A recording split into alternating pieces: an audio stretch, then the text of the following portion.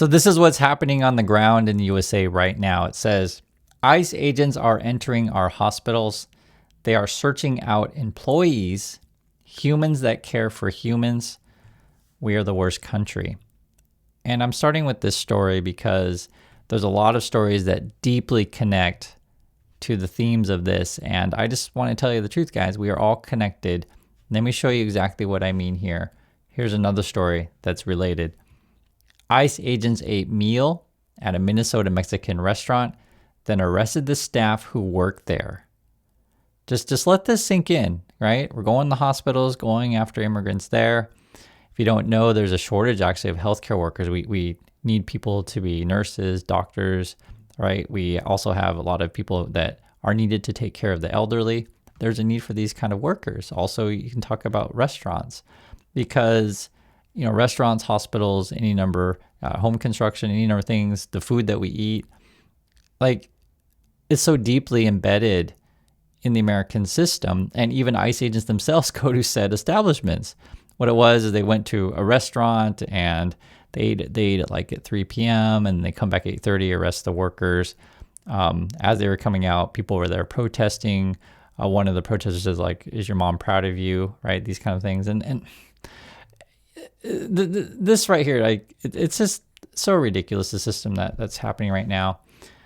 On top of that, a lot of people are getting caught in the crossfire. You have to listen to this. Bangs, we also talked to an individual who was not involved with the protest, and he was just trying to get his kids out of the neighborhood. He had 6 kids loaded into his car, including a 6-month-old, when law enforcement threw a flashbang at his car, and now he has told us all 6 of his kids were transported to the hospital. We saw EMS come in. We expect that they are going to be okay, but obviously that father tonight is very worried about his kids. When he says he wanted nothing to do with this protest, he was just trying to get out of here when he got caught up in all of this. So it's a good reminder that this is a neighborhood. People live here, and right now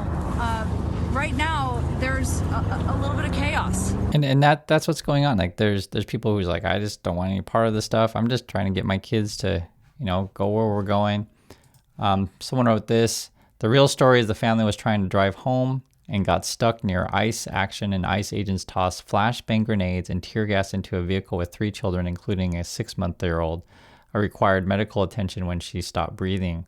The government lies like a fish swims or a bird takes flight.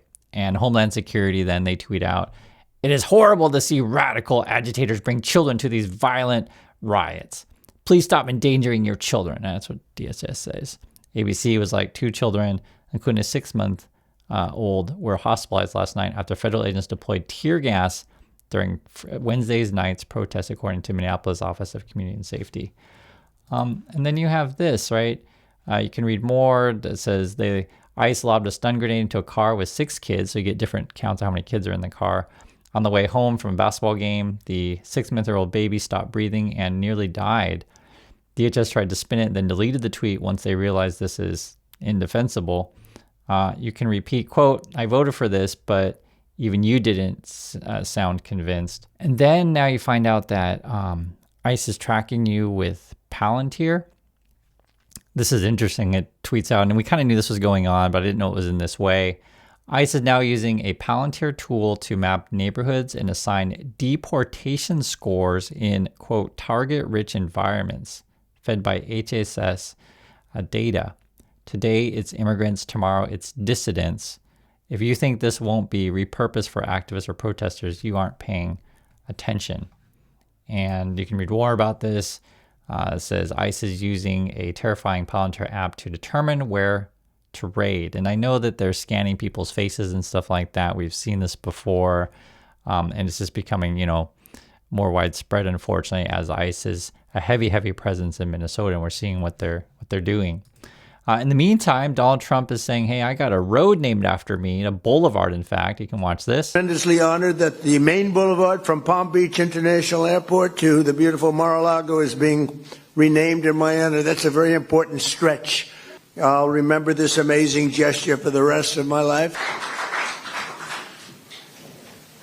Wow. Just like in a special way, okay. You've done this before.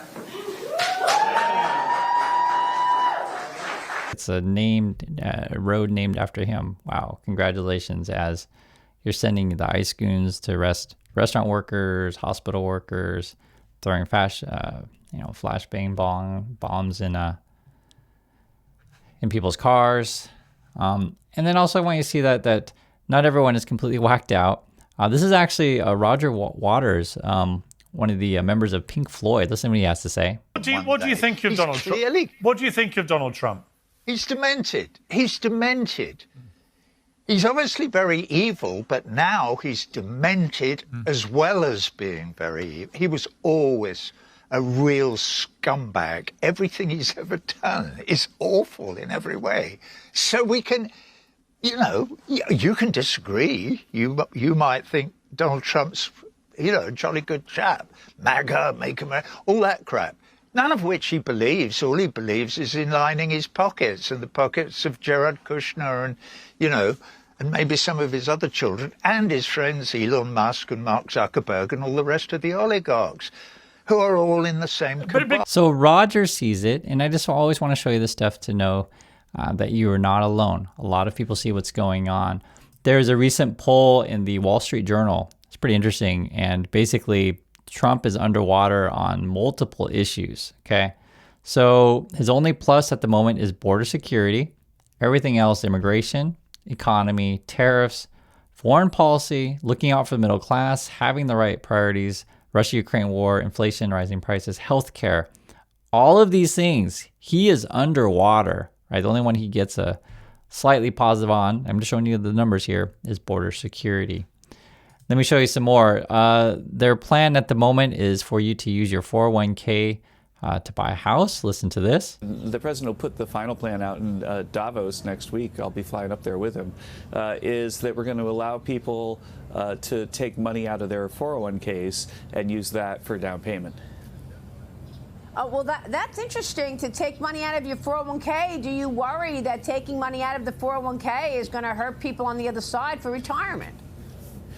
Well, what you have to do is come up with a way. So a simple way, we're still talking about the mechanics of it, but suppose that you put 10% down on a home and then you take 10% of the equity of the home and put it in as an asset in your 401k.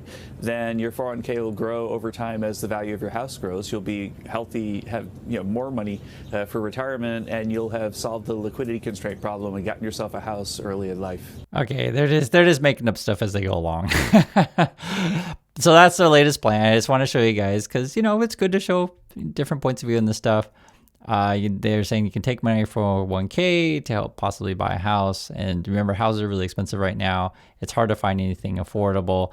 And basically, this doesn't necessarily benefit everyone, right? I'm sure you guys understand this. Not everyone has a 401k. Not everyone has a job that has enough money to use that sort of situation. And again, houses cost too much money as it is. When you have Chinese car companies that are backed by the Chinese government, and we believe in free enterprise in America, it does make it more challenging. But I think the message of President Trump has been we want to bring all investments back to America, to have more manufacturing, more jobs in this country, and I think that is his point. But also on the issue of affordability, don't forget, in one big beautiful bill, our Americans who buy a brand new car that was made in America get a $10,000 tax credit when they file their taxes. So again, an idea that's going to bring down the price of a car. Before, it was a $7,500 tax credit if you bought an EV. This is buy any American-made car. And President Trump and Republicans in Congress. All right, I'll stop him there. So actually, he's misrepresenting it a lot. So yes, they cut the EV tax credit, but the $10,000 thing that he's mentioned is not exactly a tax credit. In fact, you can easily Google this thing. I'll read it. Donald Trump's One Big Beautiful Bill includes temporary auto loan interest deduction. Okay, so that means you got to have enough, big enough loan to have this much interest. For new U.S. assembly vehicles, allowing eligible taxpayers to deduct up to $10,000 annually from 2025 to 2028, providing their income meets the limits, etc. So up to $10,000 of interest paid per year. And you guys can let me know how much interest you pay on your auto loans, but there's gonna be a lot of people who don't, gonna be able to take advantage of that, or if that's considered taking advantage of getting a loan on a car. My opinion of stuff is, one, use mass transit, right? live in a situation where you don't necessarily have to buy a car, but if you do, pay cash, because new cars are just horribly expensive. If you see the price of things, I think the average is like 40 to 50 these days. It's insane. And that's where at they want you to get a loan, a really expensive loan, I guess. This is actually something interesting because we're talking about Chinese cars, as Canada just made a deal with China to bring in more Chinese cars. I think it was 49,000 limit. Luke writes, so I can just go to Vancouver, buy a Xiaomi car, and drive it back to California now, which is funny because, and someone else writes, SU7 is kind of fire. I want to drive it so badly. But these are kind of how like regular people speak. You know, I know sometimes you get in the, how can I say, like MAGA world, or, you know, you watch some channels, they just talk about left, right stuff all the time. Just the average person's like, you know what, I just want a good product. I don't necessarily care where it comes from, but they try to divide you in you know, whatever outlets and make you think in certain kinds of ways. But I think from the average perspective, again, I think people just want to just drive something cool. It doesn't matter where it comes from. Listen to Pete Buttigieg. He has a really interesting point of view on this. Listen to this. Being a private citizen last year, is I spent more time traveling internationally than I have in a long time.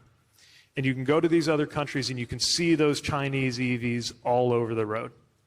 And I want America to be leading the way in that global auto market for the rest of my life, and is not going to happen. Put it another way, the president cannot stop electric vehicles from advancing to become the leading automotive technology, but he can stop America from being the leader in that technology. Industry should point a different direction. So he has like a really good point. And I'll just be frank with you guys, like, I actually prefer electric cars over regular cars. Once you drive one, for me, well, there's two big ones. I don't like going to the gas station; it's such a hassle. It's like just much easier to charge at your house. And then the other one is noise. Actually, cabin noise is electric vehicles run really, really quiet. If you don't want to do that, hybrids are pretty good as well. And if you like your gas car, I don't hate anything like that. You can buy whatever you like, but I do think electric is going to be future, so I don't disagree with that. And it is true. You go around the world, you're going to see different brands that you may not necessarily see in the USA.